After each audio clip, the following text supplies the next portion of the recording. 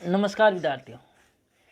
अपने पढ़ रहे थे अकाउंटेंसी और लास्ट क्लास में अपने साझेदारों की पूंजी पर ब्याज इस टॉपिक को अपन पढ़ रहे थे। मैंने आपको लास्ट क्लास में बताया था कि अंतिम पूंजी से अपन ओपनिंग कैपिटल पर कैसे जाते हैं और ओपनिंग कैपिटल से है जो कि क्लोजिंग कैपिटल पर कैसे जाते हैं। इसके अलावा मैंने आपको ये भी बताया था कि जो ब्याज है वो ओपनिंग कैपिटल पर दिया जाता है। तो मैंने आपको बताया था कि साझेदार किस प्रकार से जब पूंजी लगाते हैं तो किस प्रकार उनका अपन टोटल पूंजी पर ब्याज देते हैं। आज अपन क्वेश्चन करेंगे कि पूंजी पर ब्याज कैसे निकालते हैं। अब देखो पूंजी पर ब्याज निकालने के लिए अपन साधारण ब्याज का जो आपका सूत्र होता है वही काम में लेते हैं। जो साधारण ब्याज का आपका सूत्र होता है जब इंटरेस्ट निकालते हैं तो मूलधन इंटू दर इंटू समय बटा 100। इसी तरीके से अपन क्या निकालते हैं, पूंजी पर ब्याज निकालते हैं। लेकिन थोड़ा सा सूत्र को अपन मॉडिफाइड कर देते हैं, चेंजिंग कर देते हैं। देखो आपको जो समय है, अगर वर्ष 1 वर्ष दे रखा हो, 2 वर्ष तो को अगर आपको समय टाइम मंथली मिले जैसे 4 माह 6 माह तो अपन नीचे क्या रख लेते हैं, 12 रख लेते हैं। और यहाँ पर मूलधन की जगह अपन क्या रखेंगे, पूंजी रखेंगे। क्या रखेंगे, जो उसने क्या लगाई है, पूंजी लगाई है। अपन पूंजी की राशि इंटू दर इंटू समय बटा 100 इंटू 12। यानी कि आपको पूंजी ब्याज निकालने का क्या फॉर्मूला लगाना है, पूंजी की राशि इंटू दर इंटू अवधि बटा 100 इंटू 12 इंटरेस्ट ऑन कैपिटल। इस प्रकार याद करेंगे। अब देखो ये तो हो गया आपकी जब पूंजी क्या हो, स्थिर हो। एक बार पूंजी लगाए उसके बाद ना तो अतिरिक्त पूंजी लगाई गई हो ना ही क्या किया गया हो, कुछ भी आहरण किया गया हो। यानी कि पूंजी वर्ष वर्ष, जैसे कि मैं आपको कहता हूं, आपके सामने एक क्वेश्चन है। राम ने जो है 2 लाख रुपए पूंजी लगाकर व्यापार प्रारंभ किया। पूरे साल भर पूंजी रही। आपको पूंजी पर 10% वार्षिक दर से ब्याज की गणना करनी है। तो आपको क्या करना है, जो पूंजी कितनी है, 2 लाख, तो आपको क्या करना है, सूत्र में पूंजी पर ब्याज निकालना है 2 लाख A2 दर कितनी है 10% इंटू समय कितना है 1 ईयर यानी 12 माह बट्टा 100 इंटू 12। 12 से आप क्या कर देंगे, 12 काट देंगे, 2 जीरो से आप इसकी 2 जीरो काट देंगे तो 2000 को 10 से गुणा करेंगे तो कितना आ जाएगा, 20,000 रुपये। यानी आपका 2 लाख की पूंजी पर 10% की दर से पूरे वर्ष का ब्याज कितना हो जाएगा, 20,000 रुपये आपका पूंजी पर ब्याज हो जाएगा। अब ध्यान में ये रखना आपको, तो अब अपन को किस कंडीशन में ध्यान रखना है, यदि अतिरिक्त पूंजी कोई साझेदार लाए तो वो अतिरिक्त पूंजी फर्म में कितने महीने रही उसका भी अपन को क्या देना पड़ेगा, ब्याज देना पड़ेगा फर्म को। तो उसके लिए अपन पूंजी पर ब्याज किस प्रकार निकालते हैं, उसके लिए जब अपन विधि प्रयोग करते हैं तो अपन गुणनफल विधि से निकालते हैं। अगर मान लो वर्ष भर एक ही पूंजी रही तो कोई दिक्कत नहीं है, लेकिन वर्ष भर में पूंजी परिवर्तन होती रही, जैसे पहले 2 लाख के साथ व्यापार प्रारंभ किया, फिर 50,000 और लाद दी पूंजी, 2 महीने बाद 3 महीने बाद 10,000 की पूंजी का आहरण कर लिया, तो इसी दशा में पूंजी पर ब्याज जो है कितना होगा। इसके लिए अपन गुणनफल विधि को काम में लेते हैं। और जो गुणनफल विधि है इसका जो सूत्र है, ये सूत्र क्या कहता है, देखो गुणनफलों का योग इंटू दर बटा 100 इंटू 12। यानी कि आपके टोटल प्रोडक्ट्स रेट दर क्या है, बट्टा 100 इंटू 12। ये आपकी गुणनफल विधि से सूत्र है। अब यहाँ पर अपन गुणा में समय शब्द का प्रयोग नहीं करेंगे, क्योंकि अपन समय गुणनफलों का योग करेंगे तो गुणनफल अपने समय से ही होगा। ये नहीं अपन पूंजी को समय से गुणा कर लेंगे, वही क्या कहलाएगा, अपना गुणनफल होगा। तो अपन गुणनफल विधि के द्वारा और पूंजी पर ब्याज निकालने कुछ क्वेश्चन करते हैं जिसे आपको समझ में आ जाएगा। देखते हैं। देखो आपके सामने क्वेश्चन है जिसे मैं आपको कहता हूं कि राम है, इसने 1 जनवरी 2019 को 50,000 की पूंजी लगा के व्यवसाय प्रारंभ किया। मैं साझेदारी बात कर रहा हूँ, राम श्याम 2-3 साझेदार हैं, ये आप दिक्कत नहीं, मैं आपको एक क्वेश्चन बता रहा हूँ। 50,000 की पूंजी के साथ व्यापार प्रारंभ किया, साझेदारी व्यवसाय। ठीक है। राम ने फिर 1 जुलाई को 20,000 की पूंजी और लगाई, अतिरिक्त पूंजी लगाई। और फिर राम ने 1 अक्टूबर को 5,000 की पूंजी और लगाई। अब आपसे कहा है कि राम की पूंजी पर ब्याज की गणना कीजिए। देखो, राम ने 1 जनवरी 2019 को जो पूंजी लगाई 50,000 रुपये, ये पूंजी पूरे 12 महीने रही। आपको ब्याज की दर दे रखी है 10%। पूंजी पर ब्याज की दर कितनी दे रखी है? 10%। यानी कि ये पूंजी तो आपके पूरे 12 महीने रही है। और राम ने जब 1 जुलाई को जो पूंजी लगाई, ये पूंजी कितने महीने रही है साझेदारी व्यवसाय में? अगर पता है साल 12 महीने को अपन मानते हैं, वित्तीय वर्ष अप्रैल से मार्च का होता है, लेकिन अपन ने जनवरी से दिसंबर लिया, आसानी रहे। तो आपके ये पूंजी है जो जुलाई, अगस्त, सितंबर, अक्टूबर, नवंबर और दिसंबर, यानी ये पूंजी आपके 6 महीने रही, ये 12 महीने रही, ये 6 महीने रही। और ये जो पूंजी 1 अक्टूबर को लगाई, ये अक्टूबर, नवंबर और दिसंबर आपके 3 महीने रही। तो यानी इस पूंजी पर तो पूरा 12 महीने का ब्याज दिया जाएगा 50,000 पर, 20,000 पर 6 माह का, 5,000 पर 3 माह का ब्याज दिया जाएगा। तो इसके लिए अपन एक साधारण तरीका अपनाते हैं। तो अपन क्या करते हैं, सबसे पहले 50,000 का, फिर 20,000 का, 5,000 का अपन निकालते हैं 12, 6 और 3 माह का ब्याज। अगर अपन 50,000 का निकालेंगे ब्याज, 50,000 इंटू दर 10% बट्टा 100 इंटू 12, और 12 महीने रही तो 12, तो 12 से 12 कट जाएंगे, 0 से 0 कट जाएंगे, और ये 0 से ये 0, तो ये आपका आ गया 5,000 रुपये। इसके बाद अपन 20,000 का निकालेंगे। ठीक है, अपन 20,000 का निकालते हैं।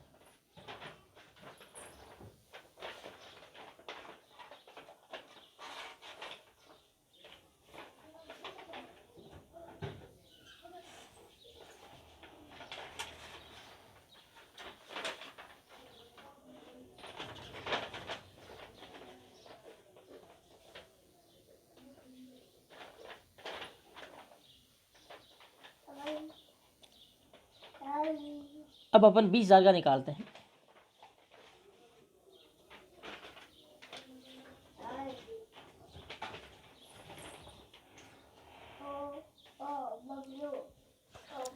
अब अपन अगर 20,000 का निकालेंगे, 50,000 का अपने ब्याज 5,000 रुपये आया था, 20,000 का अपन 6 माह का निकालेंगे, दर 10% इंटू 6 माह बट्टा 100 इंटू 12 करेंगे, तो आपकी 6 से 12 में 2 बार भाग जाएगा, 10 में 2 का 5 बार भाग जाएगा, और ये 2 0 से 2 0, 200 को जब 5 से गुणा करेंगे तो ये आपके आ जाएगा 1,000। यानी कि जो आपका है ब्याज कितना हो जाएगा? 1,000। अब आगामी जो इसने पूंजी लगाई थी 5,000 रुपये, उसका अपन ब्याज निकालते हैं।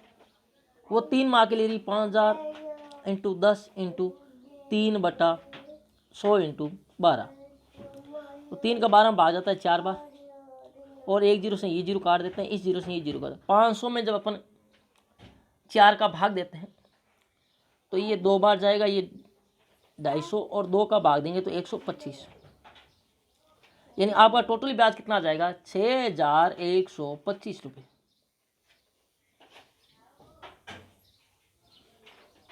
तो आपका टोटल ब्याज कितना आ जाएगा? 6,125 रुपये आपका। यानी कि जो मैंने आपको क्वेश्चन बताया उस क्वेश्चन के अकॉर्डिंग आपका पूंजी पर ब्याज कितना हो जाएगा? 6,125 रुपये पूंजी पर ब्याज हो जाएगा टोटल। 5,000, 1,000 और 125। ये तो अपने जो साधारण तरीके से निकालते हैं, लेकिन जो अपने पास आरण वगैरह भी साथ में हो और पूंजी हो तो अपन क्या करते हैं, गुणनफल विधि को काम में लेते हैं, उससे ब्याज क्या होता है आसानी से निकल जाता है। उसका जो फॉर्मूला मैं आपको बता चुका हूँ, गुणनफलों का योग इंटू ब्याज की दर बटा 100 इंटू 12। तो अब अपन ये कुछ पूंजी पर ब्याज की गणना संबंधी प्रावधान है, इन प्रावधानों को अपन बाद में देखेंगे। पहले अपन पूंजी पर ब्याज निकालना सीखते हैं। तो मैं सीधा आपको क्वेश्चनों पे ले चलता हूँ।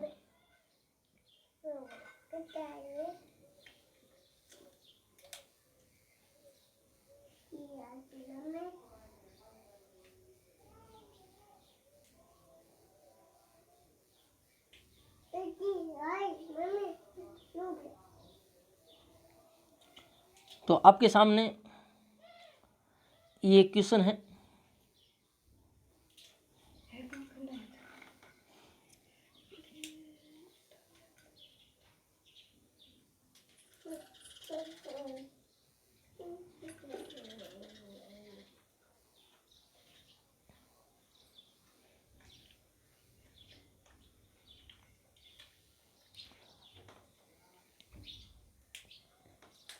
जैसे ये अंकी क्वेश्चन नंबर 1 आपके सामने है। इसमें आपको इंटरेस्ट ऑन कैपिटल निकालना है। ये क्या कह रहे हैं, राम मोहन और सोन 3 साझेदार थे। उनकी पूंजी कितनी थी 1 जनवरी को? 40,000, 60,000 और 1 लाख रुपए इनकी स्टार्टिंग पूंजी थी। इसके अलावा इन मदों का भी अपने कोई पेन क्वेश्चन बना नहीं रहे, इनको छोड़ देते हैं, ये सब छोड़ देते हैं। आपको ये कह रहा है पूंजी पर 10% की दर से ब्याज दिया जाता है, तो अपन को पूंजी पर 10% की दर से ब्याज निकालना है। अतिरिक्त पूंजी वगैरह कुछ प्रावधान इसमें है नहीं, तो सीधी सी बात अपन क्या कर लेंगे, 40,000, 60,000 और 1 लाख का ब्याज निकालेंगे। तो अपन 40,000 का 10% से, 60,000 का 10% से और 1 लाख का 10% निकालेंगे। जब अपन 40,000 का 10% से निकालेंगे 12 माह का, और 60,000 का 10% से और 1 लाख का, तो ये आपके जो ब्याज है इस प्रकार आ जाएगा 4,000 रुपये, 6,000 रुपये और आपका 10,000 रुपये। ये आपका पूंजी पर क्या जाएगा, ब्याज आ जाएगा। तो इस प्रकार से जो भी क्वेश्चन दिए उनका आपको क्या निकालना है, पूंजी पर ब्याज निकालना है। अब आगे अपन पूंजी पर ब्याज की गणना संबंधी कुछ प्रावधान है, उन प्रावधानों को देखते हैं कि पूंजी पर ब्याज आपकी क्वेश्चन दे रखा हो तो किस कंडीशन में ब्याज देना है, किस कंडीशन में ब्याज को देना नहीं है, इन बातों का आपको ध्यान रखना है, और किस कंडीशन में ब्याज कितना दिया जाएगा, ये सारी बातें यहाँ पर आपके लिखी हुई। देखो आपके सामने 3 प्रकार की कंडीशन होती हैं और उसके प्रावधान की अपन देखते हैं। जब साझेदार सलेख में पूंजी पर ब्याज देने के बारे में कोई उल्लेख है, देखो सीधी सी बात है, मैं आपको बता चुका हूँ, अगर साझेदारों के मध्य पहली बात अगर कोई समझौता नहीं होता है, ठीक है, तो आप सभी को पता है पूंजी पर कोई ब्याज नहीं दिया जाता है। साझेदार सलेख के अभाव में पूंजी पर कोई ब्याज नहीं दिया जाता है। अब साझेदारों के मध्य समझौता हो रखा हो, पार्टनरशिप डीड बना रखे हो, उन्होंने समझौता कर रखा हो लिखित में, उसमें पूंजी पर ब्याज देने का उल्लेख नहीं है, यानी साझेदारी समझौता है लेकिन उसमें पूंजी पर ब्याज देने का कोई उल्लेख नहीं है, तो ध्यान रखना पूंजी पर ब्याज नहीं दिया जाएगा। यानी कि देखो, एक तो साझेदारी सलेख के अभाव में पूंजी पर ब्याज नहीं दिया जाता, और एक अगर साझेदारी सलेख तो है लेकिन उसमें पूंजी पर ब्याज देने का कोई उल्लेख नहीं है, तो ऐसी दशा में पूंजी पर ब्याज देने का है वो नहीं दिया जाएगा। नंबर 2 कंडीशन है, अब साझेदारी सलेख में पूंजी पर ब्याज का उल्लेख हो, उसमें लिख रखा हो पूंजी पर ब्याज देना है और दर भी उसमें दे रखी होगी, इस दर से पूंजी पर ब्याज देना है, लेकिन उसमें यह नहीं लिखा हुआ कि पूंजी पर ब्याज है वो लाभों पर प्रभार है या लाभों का नियोजन या फिर लाभों का नियोजन। उस दशा में अपन क्या करें, देखो लाभों का प्रभार का मतलब क्या होता है और नियोजन का मतलब, लाभों का प्रभार का मतलब होता है कि प्रत्येक कंडीशन में आपको ब्याज देना है, प्रत्येक कंडीशन में क्या देना है, ब्याज देना है, चाहे हानि हो चाहे लाभ हो, लाभों पर प्रभार माना जाता है तब। और लाभों का नियोजन का मतलब है जब अगर लाभ हो तो ही ब्याज दिया जाए, अगर लाभ नहीं हो तो ब्याज को नहीं दिया जाए। तो जब स्पष्ट उल्लेख नहीं होता है कि पूंजी पर ब्याज है, अगर इतना लिख रखा हो साझेदारी सलेख में कि पूंजी पर ब्याज देना है इस दर से, लेकिन आगे ये उल्लेख नहीं है कि ब्याज पूंजी पर ब्याज को जो साझेदारी संस्था है वो लाभों पर प्रभार मानती है या लाभों का नियोजन मानती है, तो उस दशा में 3 कंडीशन आपके सामने उत्पन्न होती है। अब देखो इस दशा में आपके सामने कितनी कंडीशन होती है, 3 कंडीशन, और उन 3 कंडीशन क्या है वो अपन देखते हैं। देखो इस स्थिति में पूंजी पर ब्याज तभी दिया जाएगा जब फर्म में क्या हो, लाभ हो। पहली बात, जब उल्लेख नहीं हो कि लाभों पर प्रभार मानना है या लाभों का नियोजन मानना है, तो ब्याज कब देंगे, जब क्या हो, लाभ। अब देखो लाभ हो, लेकिन लाभ में भी कंडीशन होती है। कई बार ऐसा होता है कि जैसे कि मान लो कि फर्म का लाभ तो 50,000 का हो रहा है, फर्म का लाभ कितना हो रहा है, 50,000, पूंजी पर ब्याज ही 50,000 का बन रहा हो, पूंजी पर ब्याज 60,000 का बन रहा हो, या पूंजी पर ब्याज 40,000 का बन रहा हो, तब क्या किया जाता है, वो सारी अपना प्रावधान पढ़ते हैं। बस आपको ये ध्यान रखना है, अगर पूंजी 60,000 पूंजी सलेख में पूंजी और ब्याज का उल्लेख है, लेकिन उसमें स्पष्ट नहीं है कि लाभों और प्रभार है या लाभों का नियोजन है, तो ब्याज तो लाभ होने पर दिया जाएगा, ठीक है, हानि होने पर ब्याज नहीं दिया, ये ध्यान रखना, हानि होने पर ब्याज नहीं दिया जाता है, लाभ होने पर ब्याज दिया जाएगा। एक कंडीशन तो आपको ये ध्यान में रखनी है, और दो कंडीशन आगे और अपन देखते हैं। तो देखो इस कंडीशन में देखो, हानि की दशा में पूंजी पर ब्याज नहीं दिया जाता है, कब, जब 60,000 सलेख में पूंजी पर ब्याज देने का उल्लेख हो, लेकिन एक्चुअल कंडीशन स्पष्ट नहीं हो कि पूंजी पर ब्याज को क्या माना जाता है। लेकिन ध्यान रखना, अगर पूंजी पर ब्याज को लाभों का प्रभार माना जाता है तो ब्याज दिया जाएगा, चाहे लाभ हो चाहे हानि हो। आगे दो, अब देखो फर्म के लाभ कितने, ब्याज देने से पहले फर्म के लाभ कितने, अगर ब्याज के बराबर है अथवा ब्याज से अधिक है तो पूंजी पर पूरा ब्याज दिया जाएगा। जैसे फर्म के लाभ 50,000 के हो और पूंजी पर ब्याज है वो 50,000 बनता हो, तो पूरा पूरा ब्याज दिया जाएगा,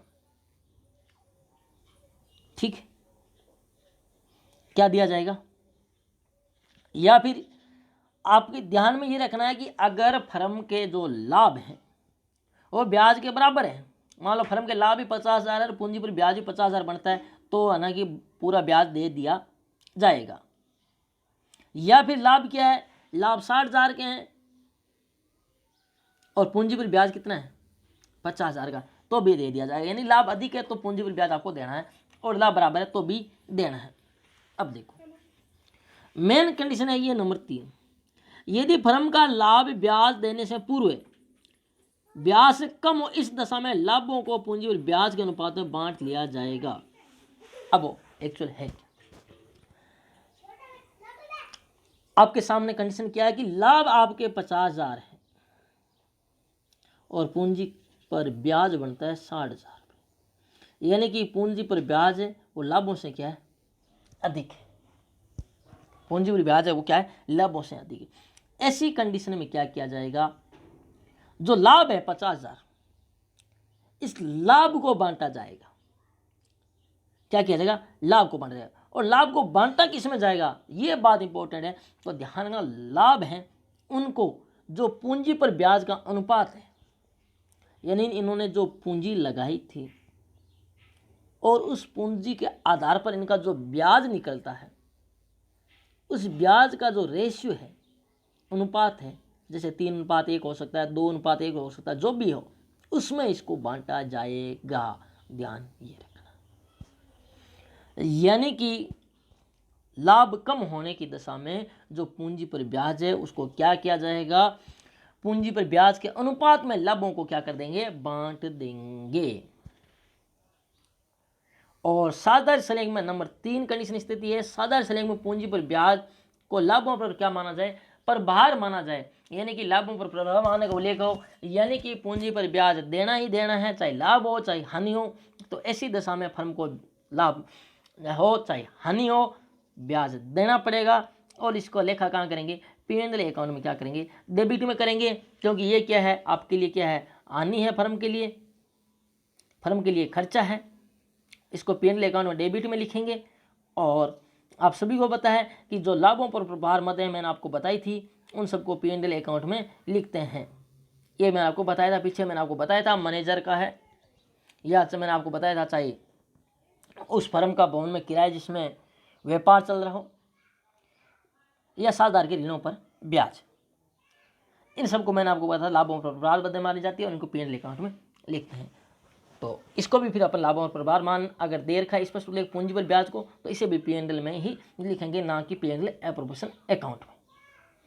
तो अब आपके सामने उदाहरण नंबर 3 है, आपको लाभों का विभाजन दिखाना है कि कितना लाभ बंटेगा और कितना नहीं। तो ये आपके सामने है,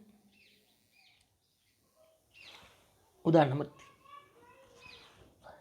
अब ये क्या कह रहा है, एक्स और वाई दो साझेदार हैं, उनका लाभ विभाजन अनुपात कितना है, रेशियो 3:2 है।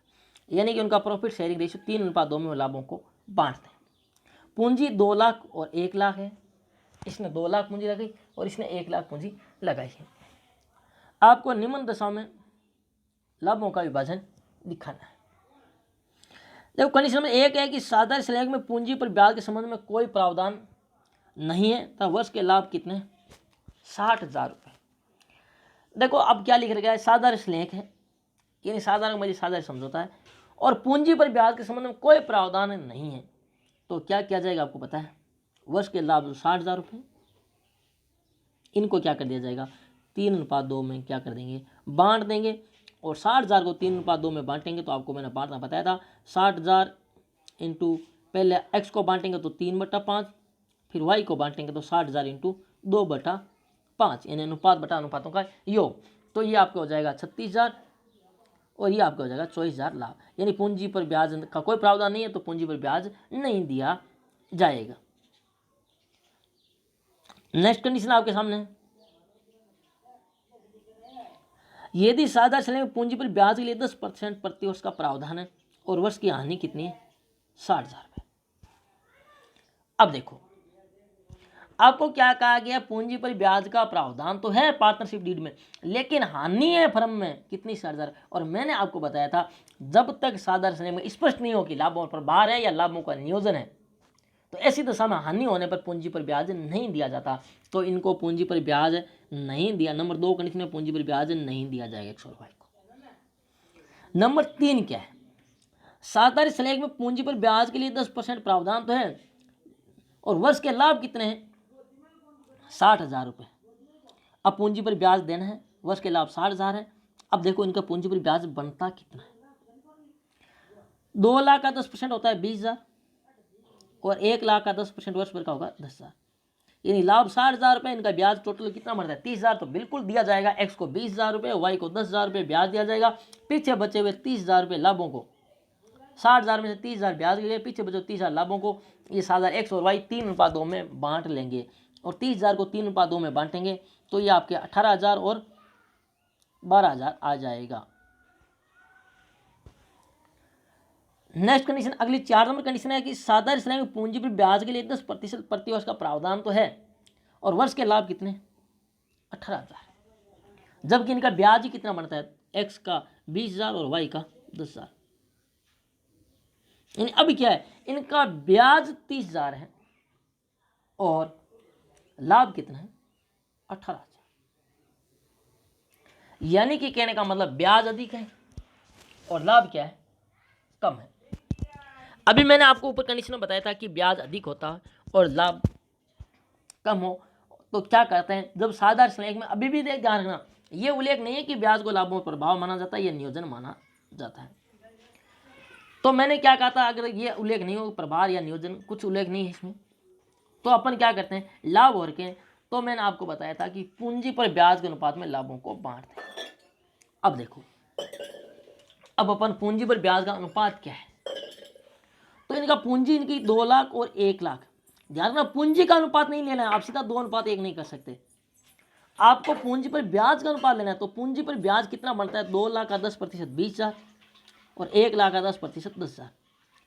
तो आप 4 जीरो से 4 जीरो इधर गए, 4 इधर गए, तो अनुपात कितना आ गया, 2:1। यानी पूंजी पर ब्याज का अनुपात कितना है, 2:1 है।